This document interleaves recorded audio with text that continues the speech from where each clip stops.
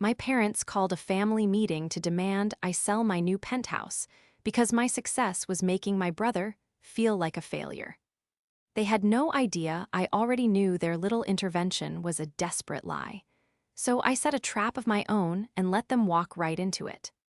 This is where the story truly begins, and you won't want to miss what happens. Make sure you're subscribed to see it through to the end. We're always curious. Where in the world are you all watching from today? Let us know in the comments. The call came on a Tuesday. It was the first Tuesday I had taken off in perhaps my entire adult life.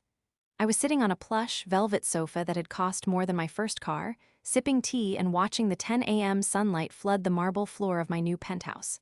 My body ached. Not from the move, I'd hired movers for that, but from a bone-deep exhaustion that felt like a low-grade fever. For the past 6 years, 80-hour work week hadn't been an exaggeration. It had been my baseline. It was how I'd paid for every textbook, every instant noodle dinner, and every credit hour of my computer science degree. It was how I'd graduated with honors, landed a dream job at a top tech firm, and, at 27, signed the papers on a downtown property that made my realtor's eyes water. I was, for the first time, deeply and profoundly, still. The silence of the apartment was my trophy. Then my phone buzzed, vibrating aggressively on the glass coffee table. It was my mother, Martha. I smiled, tapping accept and putting it on speaker. I assumed it was the call to gush over the photos I'd sent. "Rebecca, are you there?" Her voice was tight, thin. "Hi, Mom, I'm here, just enjoying the view. Did you see the picture of the—" "Rebecca, your father and I need to see you," she interrupted. The warmth vanished from the room. "We're having a family meeting tonight, 7 o'clock, at our house." "A family meeting?" I tried to laugh. "What is this, 1950? Did Ryan break the fine china?" "This isn't a joke," Harry, my father, said, his voice suddenly joining the call. He must have been on speaker, too. "This is serious. It's about your brother, it's about this apartment." My stomach hollowed out. What about my apartment? I just moved in. "That's the problem," my mother snapped. You're too much, Rebecca. You're flaunting it, you're hurting him." "Hurting him? Hurting Ryan? I bought a home.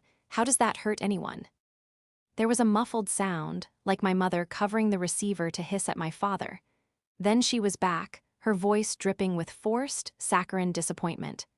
"Your brother is in a very dark place, Rebecca. He feels like a failure. And you buying a penthouse, you getting that promotion, you're rubbing his nose in it. You're making him feel worthless." I sat up, the tea forgotten. My hands, which had just been calm, were now shaking. "Mom, that is the most ridiculous thing I have ever heard. I worked for this. Ryan is 25 years old. His feelings are his own responsibility." "He is your brother," she shrieked, the civility breaking. "And his family is supposed to support him, not make him feel small. We are his parents. We are your parents. And we are telling you that you have created a problem and you need to fix it. 7 o'clock, don't be late." The line clicked dead.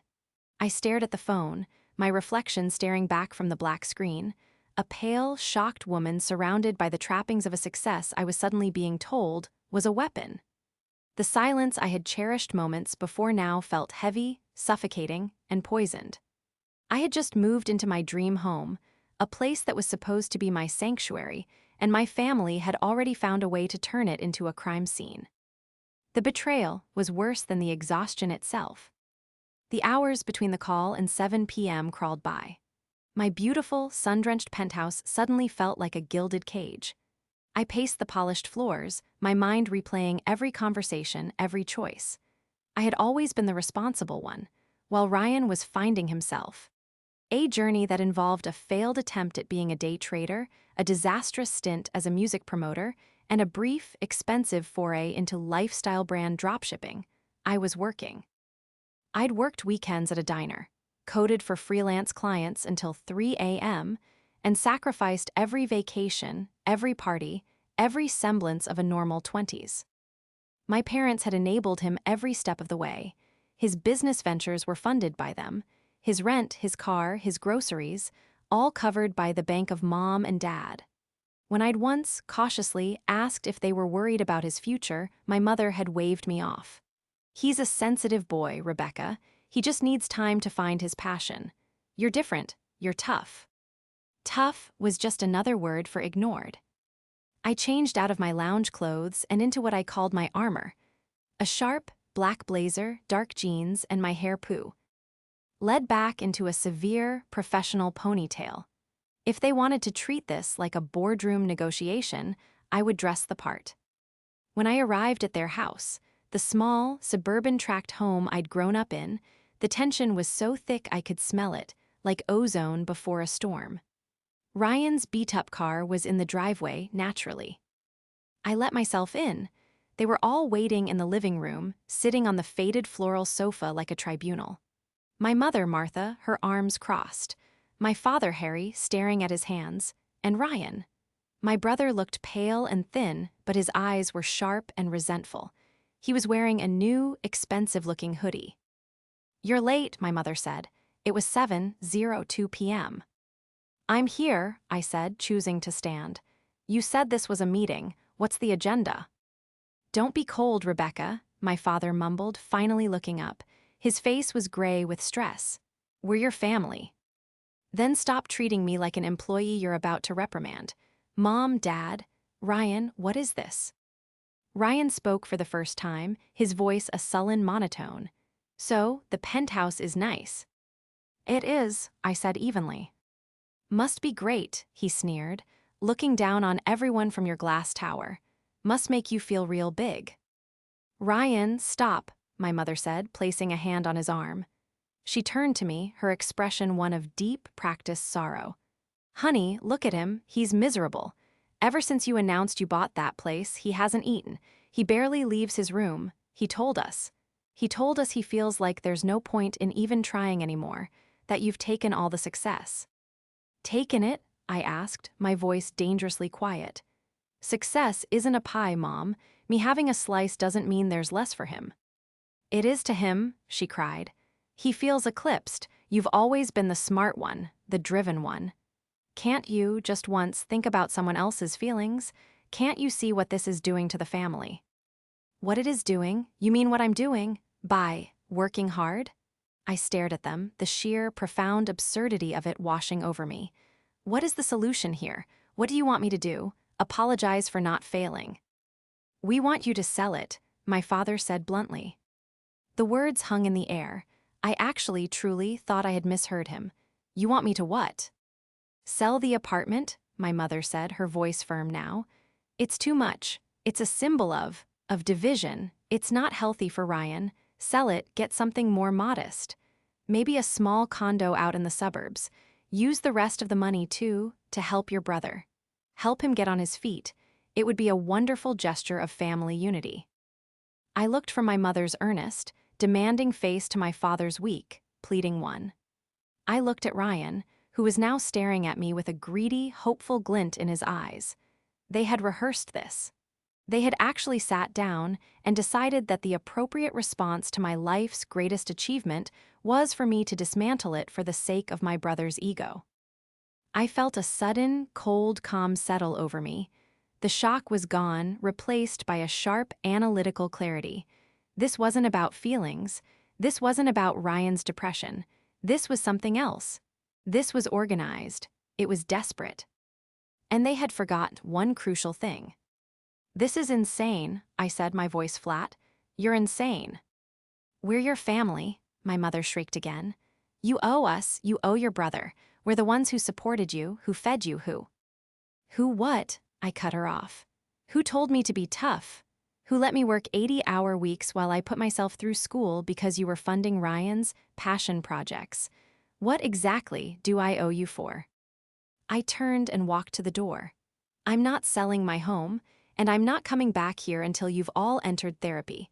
This conversation is over." I left them screaming my name, but I didn't look back. As I drove away, my hands steady on the wheel, I wasn't just angry. I was suspicious. The level of desperation didn't add up. Selling my penthouse was a ridiculously extreme solution to a problem of sibling rivalry. No, this wasn't about Ryan's feelings. They wanted something. They wanted my money, and they were clumsy enough to have just shown their entire hand. They had forgotten who I was. I wasn't just tough. I was a senior project manager at a tech firm. My entire job was to analyze risks, find hidden problems, and execute complex plans. And I was about to open an investigation into my own family. My devotion to my family, I realized, had been a one-way street. I'd spent my entire life trying to be the perfect, low-maintenance daughter. I got good grades, I didn't ask for money, and I built my life without ever once leaning on them. I'd believed this was a virtue. Now I saw they had viewed it as a convenience. My independence wasn't a source of pride for them. It was a green light to pour all their time, energy, and resources into Ryan. I remembered Christmases where my big gift would be a $50 gift card, while Ryan received a new laptop for his business. I remembered my college graduation, which they'd almost missed because Ryan was having a personal crisis. His car got towed. My sacrifices hadn't been sacrifices, they had been, in my parents' eyes, my duty. My success wasn't my own, it was an aberration, a disruption to the family's natural order, where all resources, emotional and financial, flowed to Ryan. Ryan was the primary antagonist, but he was a weak one. He was a black hole of need, created and fed by my parents, Martha and Harry. They were the true architects of this. My mother, with her ironclad belief in Ryan's sensitivity, and my father, with his spineless, passive agreement to her every whim. They were the ones who had cultivated this poisonous dynamic, and now they were trying to make me the antidote. The morning after the meeting, I sat in my home office. The skyline of the city spread out before me. I wasn't just a project manager. I had specialized in forensic data analysis before moving into management. I still had access to tools and databases that the average person didn't even know existed. They thought I was just a coder. They forgot my job was to find the truth hidden in the noise. I started with Ryan. His failed businesses were easy enough to track through public records. His last 3 LLCs, all registered to my parents' address, had been dissolved, each one leaving a trail of small debts. But that wasn't the big one. Then I looked at my parents. I started with their house. My name was still on some old utility bills as a resident, which gave me just enough of a foothold. I pulled the property records. My breath caught. My parents, Harry and Martha, had taken out a second mortgage on their home 6 months ago. My heart hammered against my ribs. They weren't wealthy. My father was a retired electrician on a modest pension. My mother had never worked. Their house, while old, was their only real asset, and they had nearly paid it off. Why, in their early 60s, would they suddenly take on that much debt? I cross-referenced the date of the loan with Ryan's social media. 6 months ago, he had posted a flurry of photos. He was standing next to a leased luxury SUV, holding keys to a small, sleek office space, and posting about his new investment consulting firm. The firm that, I now saw, had been officially dissolved just 3 weeks ago, citing insolvency. The pieces clicked into place with sickening precision. Ryan's big idea hadn't been funded by my parents' savings. It had been funded by their home, and he'd burned through it all. This wasn't about Ryan's feelings. This wasn't about my penthouse making him sad. This was about money. They were in financial ruin. But there was still a missing piece. The level of panic. The second mortgage was bad, but was it demand your daughter liquidate her assets bad? I needed to know the terms of that loan. I had a friend from college, Alex, who worked in the fraud department of a major bank. I called him. Alex, I need a favor. It's personal. I need to know the status of a loan. I can't give you many details, but I think my parents are victims of a predatory lender, and I need to know what I'm walking into. It was a white lie, but it was close enough to the truth. I gave him the address and my parents' names. He called me back an hour later, his voice grim. Becca, this isn't a normal second mortgage. This is a hard money loan. The interest rate is astronomical, and it looks like they defaulted on their first payment. There's a balloon payment due. In 10 days, if they don't pay it, the lender forecloses. Period. How much? I whispered. The balloon payment, with penalties, it's almost $150,000. I hung up the phone, the cold, analytical calm returning, but this time it was laced with ice. $150,000. They were 10 days from being homeless. That was why they needed me to sell the penthouse. It wasn't about Ryan's ego. It was a desperate, last-ditch cash grab. They were going to emotionally blackmail me into giving them the down payment from my sale to save their home, and they were going to let me believe I was doing it for family unity. They hadn't just coddled Ryan. They had destroyed their own lives for him. And now, they were perfectly willing to destroy mine, too. I didn't call them. I let them stew. I let them wonder if their monstrous demand had severed me for good. The silence, I knew, would be working on them. My mother's self-righteous anger would be curdling into panic as the foreclosure date loomed. This was my turning point. The hurt and betrayal I'd felt in their living room was now forged into a cold, hard resolve. I was no longer the passive victim, the tough daughter. I was a strategist. My clever trap wasn't just the knowledge I now possessed. It was how I was going to use it. They had come to me with a lie, so I was going to let them build that lie into a mountain. I wasn't going to confront them with the truth. Not yet. I was going to let them think their emotional blackmail was working. I needed one more piece of evidence. I needed to know, for a fact, that Ryan wasn't just a failure, but a con artist. I needed to find out where that $150,000 had really gone. I hired a private investigator. It felt dramatic, but I was treating this like the corporate malfeasance it resembled. I gave the pie, a gruff ex-cop, everything I had on Ryan, his dissolved LLCs, his social media, his leased car. I want to know where the money from this hard money loan went, I said. I don't just want bank statements, I want receipts. I want to know who he was with and what he was buying. While the pie worked, I set the first part of my trap. I texted my mother. I've been thinking about what you said. Her reply was almost instantaneous. Oh, Rebecca, I'm so glad. We were so worried about you. The fake, cloying warmth was back. I'm not agreeing to anything, I wrote. But I am willing to talk, not at your house. I'm having a housewarming party this Saturday, just a small thing. I want you, Dad, and Ryan to come. We can talk about options. A party, she replied, the suspicion evident even over text. I don't know if that's appropriate. It's at my new place. My penthouse, I typed, twisting the knife just a little. I'd like my family to be there. We can have a real, calm discussion. My treat. I was baiting the hook with the very thing they hated. By inviting them into my glass tower, I was forcing them to confront their jealousy head-on. They would come. They were desperate, and they would see this as their chance to corner me, to finally break me down in the very monument of my betrayal. They would see it as their final battlefield. The Pie's report landed in my inbox 2 days later. It was worse than I could have imagined. The $150,000 was gone. It hadn't been invested in a business.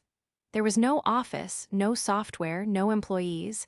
Ryan had spent it, all of it, in 6 months. The report was a sickening litany of Ryan's lifestyle brand. $40,000 in cash withdrawals at high-end casinos. $25,000 on the lease for the luxury SUV. $30,000 on designer clothes, watches, and sneakers. $15,000 on dinners, clubs, and bottle service for a crowd of influencer friends. The rest was a blur of high-end travel, electronics, and subscription services. He hadn't failed at a business. He had never even started one. He had taken my parents' entire future, liquidated it, and snorted it, worn it, and driven it. He was a fraud. A common, pathetic thief who had stolen from the two people who loved him most. And my parents, they had either known and were lying, or they were so willfully blind they believed his stories. Either way, they were complicit in this. Their demand that I sell my home was an attempt to make me pay for Ryan's 6-month party. I printed the entire report. I put the casino receipts, the photos of his shopping sprees, and the car lease agreement into a neat, manila folder. I placed it in my office, right next to the public foreclosure notice I'd printed for their home. The family meeting they had demanded was over. My housewarming party on Saturday, that was going to be an intervention, but I wasn't the one being cornered. Saturday arrived. The weather was perfect, a clear, bright blue sky that made the city skyline sparkle. My penthouse, which had felt so cold and poisoned after that first call, was now my fortress. I'd set the stage perfectly. I'd had the party catered, champagne on ice, exquisite hors d'oeuvres. I'd invited 2 other guests who my family wouldn't know, my lawyer David and his wife. I'd introduced them simply as my good friends. My family arrived at 6 p.m., an hour before the party was meant to start, just as I'd planned. They stepped out of the private elevator that opened directly into my foyer, and their reactions were immediate and visceral. My father, Harry, just stared, his eyes wide, looking up at the 20-foot ceilings like he was in a cathedral. My mother, Martha, pursed her lips, her eyes darting everywhere, cataloging every expensive finish, her face a mask of bitter resentment. And Ryan looked furious. He saw my home not as something I'd earned, but as something I had taken from him. "This is a lot, Rebecca," my mother said, her voice tight as she clutched her handbag. "It's what I wanted," I said smoothly, taking her coat. "Drink champagne." "We're not here to drink," Ryan snapped, already striding into the main living area. "We're here to talk, to fix the mess you made." "Ryan," my father warned, but his voice was weak. "No, Dad," Ryan whirled on me, his face red and blotchy. "You think this is funny, throwing a party, inviting us up here to laugh at us, to show us how much better you are." "I invited you here to talk, just like I said," I replied calmly. I glanced at my lawyer David, who was standing by the window, sipping water and observing. "Mom, Dad, Ryan, you're right, we need to talk about the problem. You said my success is hurting Ryan. You said I should sell this place for family unity." "We did," my mother said, lifting her chin, sensing a crack in my resolve. "I'm so glad you're finally seeing reason, honey. It's the right thing to do. It would mean so much to your brother. It would give him a fresh start." "A fresh start," I repeated, letting the words hang in the air. "I see. And how would selling my home give Ryan a fresh start exactly? What's the plan? I sell, give him the money, and he, what, tries another business." "He needs capital," my mother insisted. He had some bad luck, the market. The market," I said, my voice losing its warmth. "Is that what he told you? The market for what? Casinos? Designer watches?" Ryan's face went white, my mother's eyes flickered. I don't know what you mean." "Oh, I think you do." I walked over to my office, picked up the manila folder and walked back. I tossed it onto the marble coffee table. "I mean this." Ryan looked at the folder like it was a snake. "Go on, Ryan," I said. "Open it. It's your business plan, isn't it? Let's show Mom and Dad what your bad luck looks like." He didn't move. My father, his hands trembling, stepped forward and opened it. He pulled out the first document, the casino cash withdrawal receipts. He shuffled through them, his face growing paler. He saw the photos of the leased SUV. He saw the credit card statements filled with logos for Gucci, for Louis Vuitton, for clubs I'd never even heard of. What is this, Ryan?" my father whispered, holding up a receipt. This is a watch. It says it cost $10,000. "It's a fake," Ryan shouted, lashing out. "She's trying to trap me. She's making it up, Mom, tell him." My mother looked from the receipts to me, her eyes filled with pure venom. You spied on him? You spied on your own brother? How dare you?" "How dare I?" I laughed, a sharp, bitter sound. "You came into my life and demanded I liquidate my single greatest asset to soothe his feelings. You lied to me. You tried to manipulate me. I just did my due diligence. This is where your fresh start went, Mom. This is the business you funded." I let the first bomb drop. Or should I say, the business you took out a $150,000 hard money loan for, the one you defaulted on, the one that's getting your house foreclosed on in. Oh, is it 10 days now, or 9? My mother physically recoiled, her hand flying to her chest. My father just sank onto the sofa, the papers slipping from his grasp. He looked utterly broken. You knew, my mother stammered. Of course I knew, I said. You were never here about Ryan's feelings. You were here because you're about to be homeless. You were going to let me sell my home, to pay for his party, and you were going to lie to my face about why. You weren't here for an intervention. You were here for a bailout. You're a monster, my mother whispered, tears of rage in her eyes. He's your brother. And he's a thief, I thundered, my voice finally rising. He's a con man, he stole your future, he stole your home, and you let him. And now you have the nerve, the audacity, to come here and demand I set myself on fire to keep you all warm? No, the Bank of Rebecca is closed. Ryan, seeing his shield, my mother, crumble, tried one last, pathetic tactic. He lunged at the table, grabbing the papers and tearing them. Lies, they're all lies, he screamed, his face a mask of childish rage. You just hate me because I'm the one they love. You've always been jealous. That's enough, David, my lawyer said, stepping forward. His voice was calm but carried an authority that froze everyone in the room. Mr. and Mrs. Last Name, I am Rebecca's legal counsel. I'd advise you all to stop talking. Ryan, destroying those documents is pointless. We have copies of everything. My family just stared at him, the full weight of the situation finally crushing them. Their lie was gone. Their leverage was gone. They were exposed, in a penthouse they despised, in front of a lawyer they didn't know I had. The trap had snapped shut. The silence that followed was heavy and final. My mother, for the first time in her life, looked like she had no words. My father just stared at the floor. And Ryan, cornered and exposed, vibrated with a pathetic, impotent rage. Get him out of here, my mother finally said, not to me but to my father. Harry, make Ryan go wait in the car. No, I said. He stays, he's an adult, he's going to hear all of this. My mother's eyes snapped back to me. You did this, she hissed. You brought a stranger, a lawyer, into our family business. You set this up to humiliate us. You were going to let your son make me homeless, I countered, my voice Ice, you don't get to talk to me about humiliation. You don't get to talk to me about family. I sat down on the armchair opposite them. I was in control. Here's what I know. You have 9 days until the bank forecloses on your home, the home I grew up in. You owe $150,000 plus penalties, which you do not have. Ryan has no job, no prospects, and a history of fraud. You have no savings because you gave them all to him. You are, to put it plainly, ruined. And you came here today hoping to con me into ruin with you. Rebecca, please, my father whispered. It was the first time he'd spoken. She's your mother, he's your brother, we made a mistake. We were scared, we didn't know. We didn't know he'd spend it all like that. He told us it was market volatility. He told us he just needed a little more to turn it all around.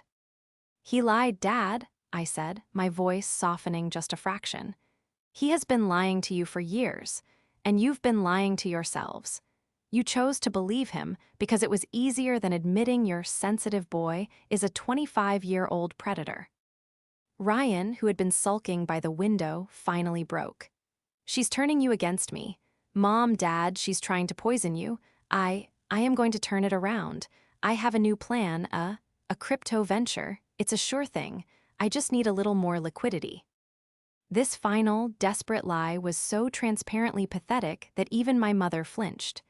She looked at her son, really looked at him, and the last veil of her delusion seemed to tear. She saw him for what he was, a hollow, desperate shell, repeating the same tired script. Shut up, Ryan, she said, her voice flat and dead. Just shut up. That one sentence, more than anything else, broke him. His face crumpled. The bravado, the anger, the entitlement, it all evaporated, leaving behind a terrified, sniveling child. He finally understood that the game was over.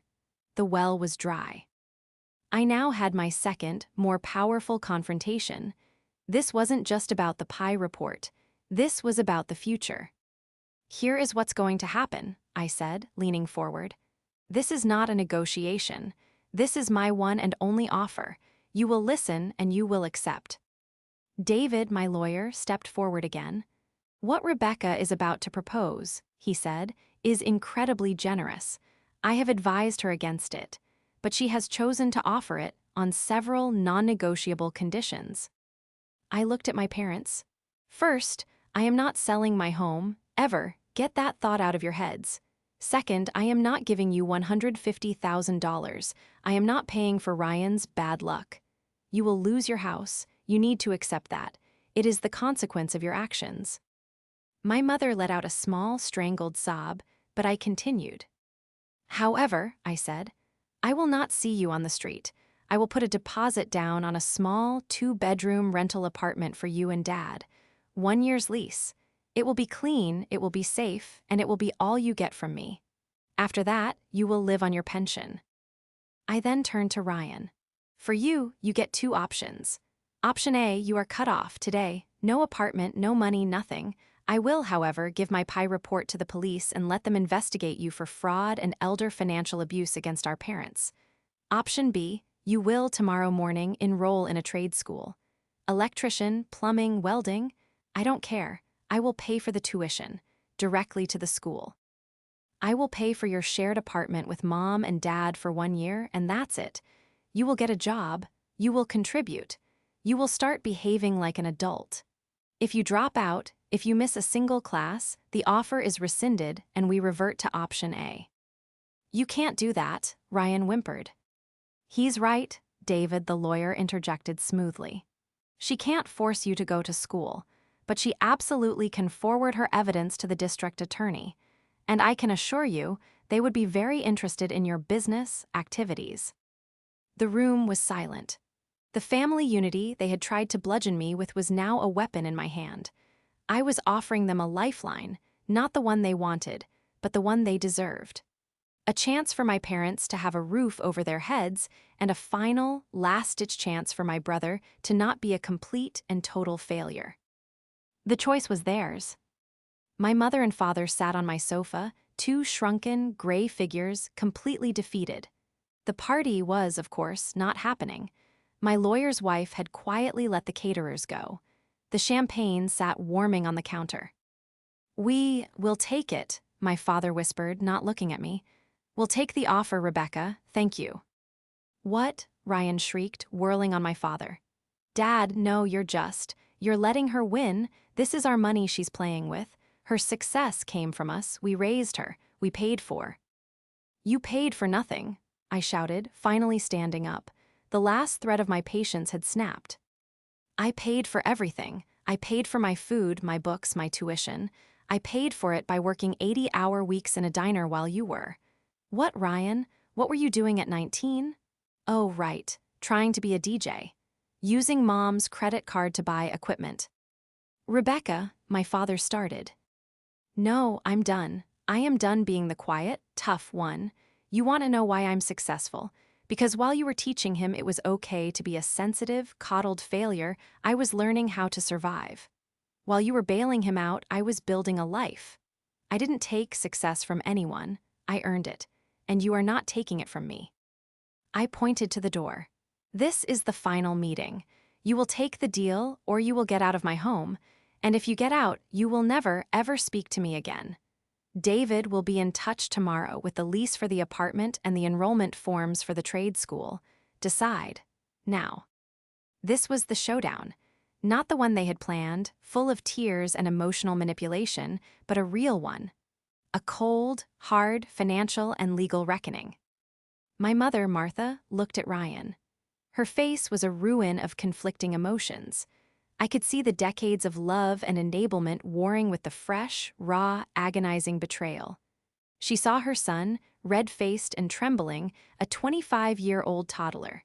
And she saw me, standing tall in a home I had built, holding all the cards. She made her choice. Harry, she said, her voice hollow, take Ryan to the car. Mom, Ryan's voice cracked. Mom, no, you're choosing her. She's offering us a roof, Ryan, my father said, his voice thick with shame. She's offering you a future. What are you offering us? More lies, more debt. This was it, the final, triumphant moment. It wasn't just me breaking free. It was my parents, finally, agonizingly, breaking free from him. The spell was broken. The dynamic that had ruled our family for 25 years had just been shattered. Ryan stared at them, his mouth open. The realization that his two primary enablers, his human shields, were gone, it destroyed him. He didn't yell, he didn't scream, he just deflated. The anger, the entitlement, all of it drained away, leaving a vacant, lost young man. "Fine," he muttered, brushing past my father and heading for the elevator. "Whatever, I don't care." But he did. I had won. He had lost, and for the first time he had lost completely. My parents stood. My father wouldn't meet my eyes. We'll wait for the call from your lawyer," he said. My mother stopped in the foyer. She turned back to me, her face aged a decade in 1 hour. "You know, Rebecca," she said, her voice a low quiver, I always knew you were strong. I never knew you were this strong." It wasn't an apology. Not really. But it was an admission. It was the first time in my life she had ever acknowledged my strength as a virtue, and not as an excuse to ignore me. "I am who you taught me to be, Mom," I said. "The tough one." They left. The elevator doors slid shut, leaving me alone in my vast, beautiful, and finally peaceful penthouse. The downfall of Ryan was quiet, not public. There was no grand explosion, just the pathetic fizzle of a life built on nothing. He enrolled in the plumbing program at the local community college. The pictures he posted on social media, once filled with flashy cars and fake parties, were now gone. I heard from a cousin that he was, for the first time in his life, actually working. He had a part-time job at a hardware store to pay for his gas. My parents lost their house. The foreclosure went through, as I'd known it would. I kept my promise. I had David, my lawyer, manage everything. He secured them a clean, simple 2-bedroom apartment in a quiet complex across town. I never went to see it. I paid the lease as promised, and my involvement with their finances ended there. My relationship with them is changed. It's not warm. I don't know if it ever will be again. I see them on major holidays at a neutral location like a restaurant. The conversations are polite, sterile, and short. We talk about the weather. We talk about my work in vague terms. We do not ever talk about Ryan, or the penthouse, or the money. The betrayal is a high, thick wall between us, and none of us has any interest in tearing it down. My mother's resentment is still there, a simmering ember, but it's now overshadowed by her fear. And, I think, a tiny, reluctant sliver of respect. About 6 months after the intervention, I was working late in my home office. My phone buzzed with a text from an unknown number. It was Ryan. "Passed my midterm. The instructor says I'm good at it." I stared at the message for a full minute. It was the first time he had ever contacted me to share a piece of good news that wasn't a lie. I thought about the casino receipts, the lies, the hatred in his eyes. I thought about the family he had almost destroyed. I typed back. A simple 2-word reply. "Good, keep going." I put my phone down and turned back to my monitor, the city lights glittering outside my window. My penthouse was no longer a symbol of division. It was my sanctuary. It was my fortress. It was the monument to the fact that I had not only survived my family's toxicity, but I had overcome it. I was free. I had saved myself, and in the end, in my own way, I had even offered them a path to save themselves. The peace I felt was absolute. It was a peace I had built with my own 2 hands, and no one was ever going to take it from me again.